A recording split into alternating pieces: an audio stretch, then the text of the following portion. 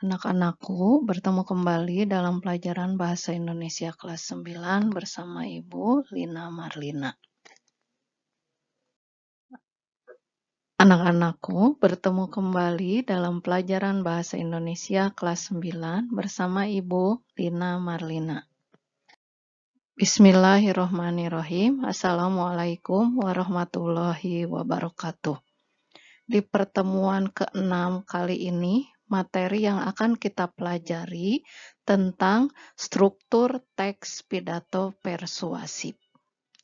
Kompetensi dasar yang akan kita pelajari pada pertemuan kali ini adalah menelaah struktur dan ciri kebahasaan pidato persuasif tentang permasalahan aktual yang didengar dan dibaca, sehingga tujuan pembelajarannya adalah mampu menelaah struktur dan ciri kebahasaan pidato persuasif tentang permasalahan aktual yang didengar dan dibaca.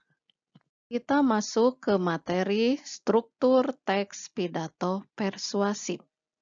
Struktur teks pidato persuasif dibangun oleh 3 unsur utama, yaitu pembukaan, isi, dan penutup. Mari kita masuk ke bagian pertama, yaitu pembukaan. Pembukaan bertujuan untuk mempersiapkan pendengar pada pokok permasalahan yang hendak dikemukakan. Pembukaan berisi 1. Salam pembuka, 2. Ucapan penghormatan, 3. Ucapan syukur, dan 4. Latar belakang masalah. Struktur yang kedua yaitu bagian isi. Bagian isi adalah bagian inti dari sebuah pidato. Hal-hal yang hendak disampaikan dalam bagian isi adalah 1. Pernyataan posisi, 2. Tahap argumen, 3. Penguatan pernyataan posisi. Dan bagian struktur yang ketiga adalah penutup pidato. Penutup pidato ini diisi dengan 1. Simpulan, 2. Harapan dan pesan, 3. Permintaan maaf, 4. Ucapan terima kasih, dan 5. Salam penutup. Sebelumnya, sudah Ibu katakan bahwa struktur teks pidato ada 3 unsur utama, yaitu pembukaan, isi, dan penutup. Nah, sekarang di bagian isi terdapat strukturnya juga. Dalam bagian isi teks pidato persuasif, struktur-strukturnya dikaitkan dengan hal-hal berikut. Yang pertama, pernyataan posisi. Apa itu yang dimaksud dengan pernyataan posisi? Nanti di slide berikutnya dijelaskan. Yang kedua, struktur tahapan argumen. Lalu yang ketiga, struktur penguatan pernyataan posisi. Selanjutnya, apakah itu pernyataan posisi? Pernyataan posisi merupakan pendapat atau pendirian yang diambil penulis terhadap suatu persoalan. Agar pernyataan posisi kuat, maka pertanyaan yang dapat diajukan untuk menguji pernyataan posisi adalah A. Siapa yang diyakinkan? B. Apa yang diyakinkan? Mengubah pandangan atau mengubah perilaku? C. Jenis argumen apa yang menarik perhatian mereka? D. Apakah pernyataan sudah menyatakan posisi secara jelas? Selanjutnya, masuk ke tahap argumen. Apa itu tahap argumen? Tahap argumen adalah tahapan yang memperkuat pernyataan posisi. Untuk memperkuat pernyataan posisi, tahapan argumen perlu dikembangkan dan didukung secara logis, dibuktikan dengan alasan, contoh-contoh, bukti pakar, dan informasi statistik. Agar argumen efektif dan meyakinkan, kita harus menyertakan fakta pendukung, contoh, tabel, gambar, dan kutipan. Penggunaan istilah yang kurang jelas maknanya sebaiknya dihindari. Urutan tahapan argumen tergantung penulis. Bisa mulai dari argumen yang paling kuat atau mulai dari yang paling lemah hingga ke yang paling kuat. Setiap pengembangan pikiran atau argumen berisi sejumlah kalimat. Setiap paragraf yang disusun dengan kalimat topik yang berkaitan dengan gagasan utama paragraf sebelumnya. Hampir semua paragraf memiliki satu gagasan utama yang dikembangkan dan membentuk bagian dari teks eksposisi. Struktur yang terakhir yaitu penguatan pernyataan posisi. Apa itu penguatan pernyataan posisi? Penguatan pernyataan posisi adalah simpulan yang memperkuat atau menyimpulkan pandangan pengarang atau penulis yang dinyatakan dalam pernyataan posisi dan tahapan argumen. Bagian ini letak argumen ditonjolkan. Simpulan posisi berdasarkan argumen yang telah disajikan memperkuat pernyataan posisi. Ada hal-hal yang perlu diperhatikan dalam penguatan pernyataan posisi. Yang pertama, memperkuat pernyataan posisi dan menekankan pikiran utama dengan menggunakan suara yang berbeda, nada tinggi rendah, mimik, bahasa tubuh, dan gestur. Yang kedua, argumen sebaiknya dikembangkan secara logis dan didukung oleh bukti-bukti. Yang ketiga, tabel, diagram, foto, dan gambar dapat digunakan dengan dampak hebat dalam eksposisi lisan dan tulis. Selanjutnya, di sini Ibu sertakan contoh pidato berjudul Menjadi Generasi Produktif. Di bagian yang pertama, yaitu bagian pembukaan pidato, kita lihat di sini ada Assalamualaikum warahmatullahi wabarakatuh. Selamat siang bagi semua hadirin yang telah datang. Berarti di sini ada salam pembuka, lalu ada sapaan terhadap audien. Kemudian, marilah sebelumnya kita ucapkan puji dan syukur kepada Tuhan Yang Maha Esa, karena atas berkat serta karunia-Nya, kita semua bisa merealisasikan acara seminar ini dengan kondisi sehat walafiat. Ini adalah bagian puji dan syukur. Selanjutnya, yang terhormat, jajaran petinggi perusahaan PT Tunas Bangsa Kreatif. Yang terhormat, peserta seminar pengembangan kreativitas dan mental Youngpreneur Nasional 2020.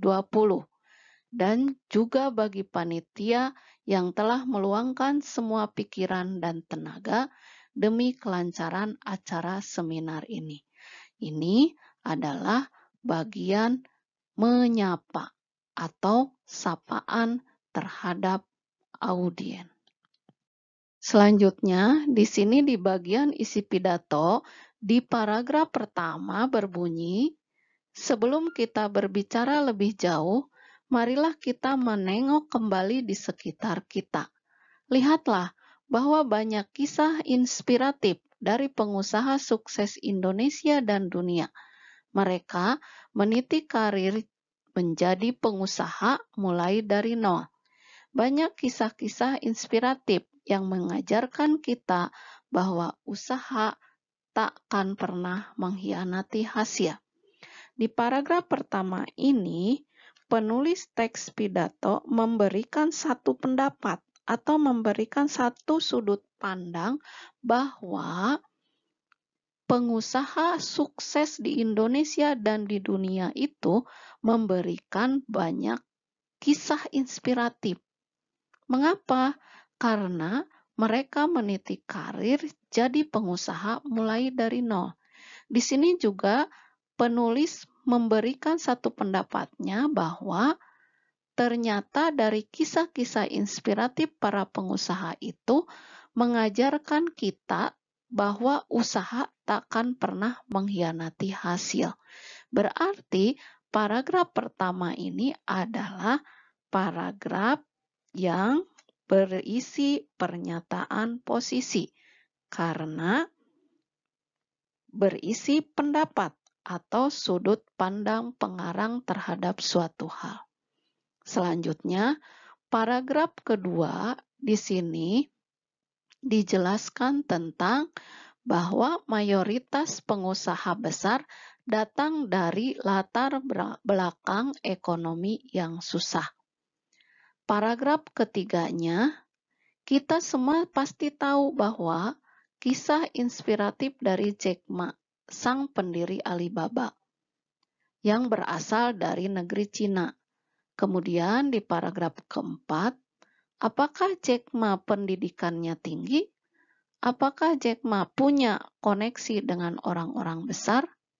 Nah, berarti di paragraf kedua, ketiga, dan keempat, di sini adalah argumen-argumen atau serangkaian argumen yang ingin meyakinkan audiens mengapa pernyataan posisinya berisi bahwa pengusaha sukses yang ada di Indonesia atau di dunia itu mereka mulai dari nol. Selanjutnya, di paragraf kelima dari isi pidato ini adalah pendidikan yang tinggi tidak menjamin kesuksesan. Kita sekarang hidup di zaman di mana keterampilan dan juga motivasi dari dalam diri menjadi sumber dan modal utama untuk meraih kesuksesan. Lalu apa keterampilan yang harus dimiliki oleh seorang pengusaha? Wirausahawan yang sukses harus punya keterampilan untuk menciptakan peluang. Pengusaha harus bisa melihat kesempatan jadi peluang usaha dari lingkungannya.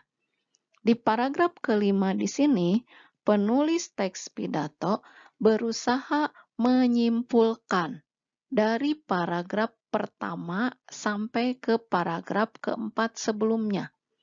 Kesimpulannya di sini adalah bahwa pendidikan yang tinggi tidak menjamin kesuksesan. Yang menjamin kesuksesan adalah keterampilan yang dimiliki oleh seorang pengusaha. Keterampilan di sini adalah keterampilan untuk menciptakan peluang. Pengusaha harus bisa melihat kesempatan jadi peluang usaha dari lingkungannya. Jelas, ini adalah simpulan dari paragraf 1 sampai ke paragraf keempat. Selanjutnya, di paragraf ke-6 di sini berisi mayoritas pengusaha yang telah berhasil kemudian memperkerjakan orang-orang yang memiliki pendidikan tinggi. Mereka mempekerjakan kalangan profesional di perusahaannya. Mereka bisa menggaji ratusan bahkan ribuan karyawan. Disinilah perekonomian suatu negara bisa disokong. Angka pengangguran berkurang. Pengusaha adalah mitra pemerintah untuk mencetak peluang kerja. Di paragraf ke-6 ini adalah paragraf yang sangat jelas menyimpulkan dari paragraf 1 sampai paragraf 5 bahwa mayoritas pengusaha yang berhasil itu adalah pengusaha yang akan menjadi mitra pemerintah untuk menciptakan peluang kerja. Jadi jelas paragraf ke-6 juga adalah penguatan pernyataan posisi. Di bagian ketiga dari teks pidato yaitu bagian penutup pidato.